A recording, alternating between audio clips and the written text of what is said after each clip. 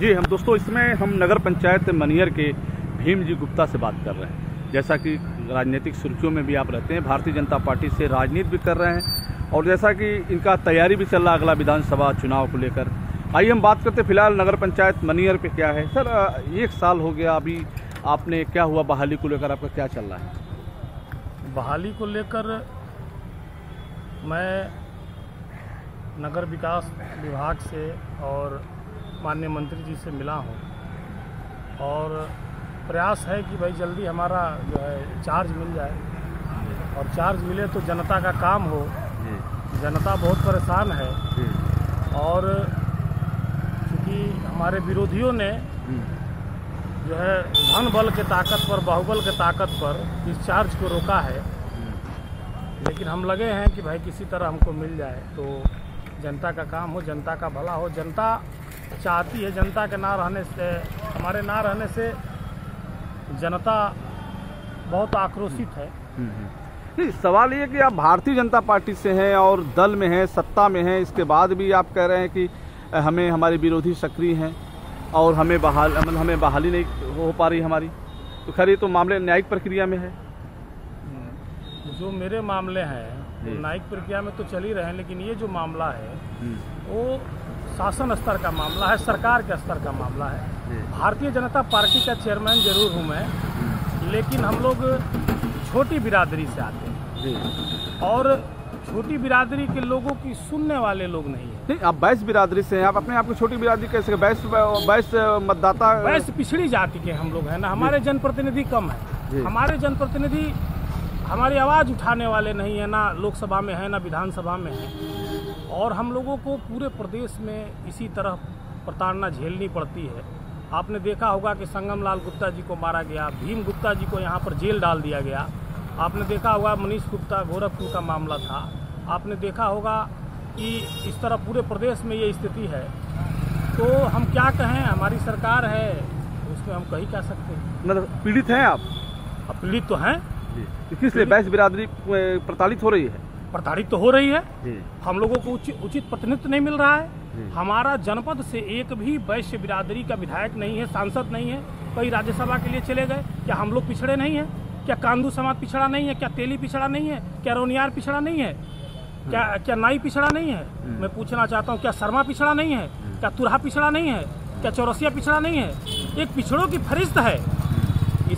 जो पिछड़ों की राजनीति करने वाले लोग हैं वो लोग ये सोचते हैं कि हम ही पिछड़े हैं, लेकिन नहीं, हम भी पिछड़े हैं, हम भी पीड़ित हैं, हमें भी न्याय मिलना चाहिए।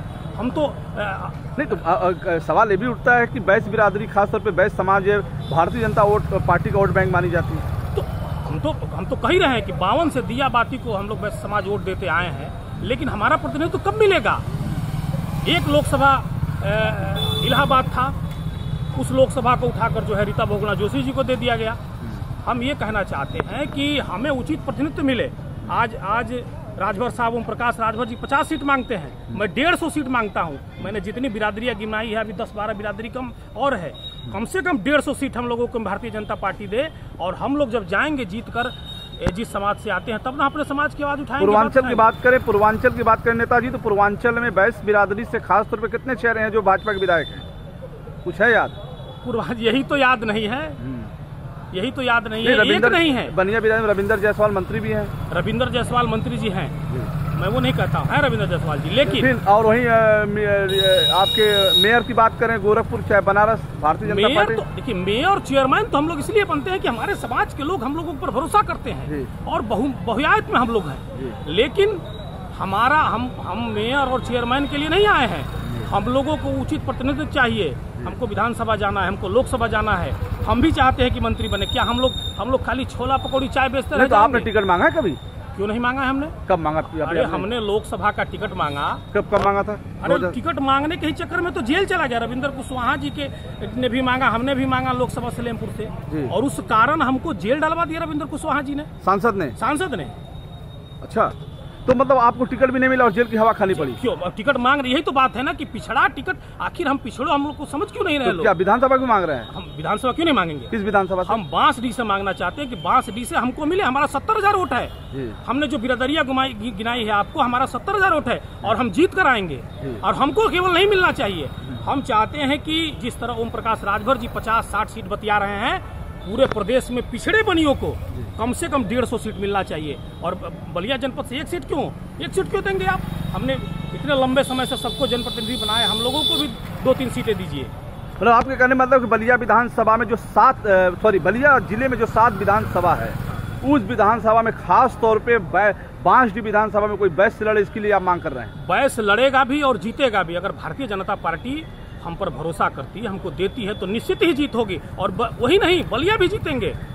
तो क्या लग रहा है भारतीय जनता पार्टी जो 7 सीटों की बात कर रहे हैं, एक तो सुरक्षित चली गई, 6 सीटों की बात कर रहे हैं, तो क्या लग रहा है कहीं से भारतीय जनता पार्टी बहस को मौका देना चाहती है? देना चाहिए, जान दे है क्या? कुछ लोग मांग रहे हैं। हमको लग रहा है कि बलिया या बांसडीह या अन्य कहीं कहाँ से बैस बिरादरी लोग टिकट मांग रहे हैं आपकी जानकारी में? तो केवल मैं बांसडीह से मांग रहा हूँ, अन्य लोगों को मैं बता नहीं सकता हूँ। बैरिया से कोई मांग रहा है आपकी बिरादरी से?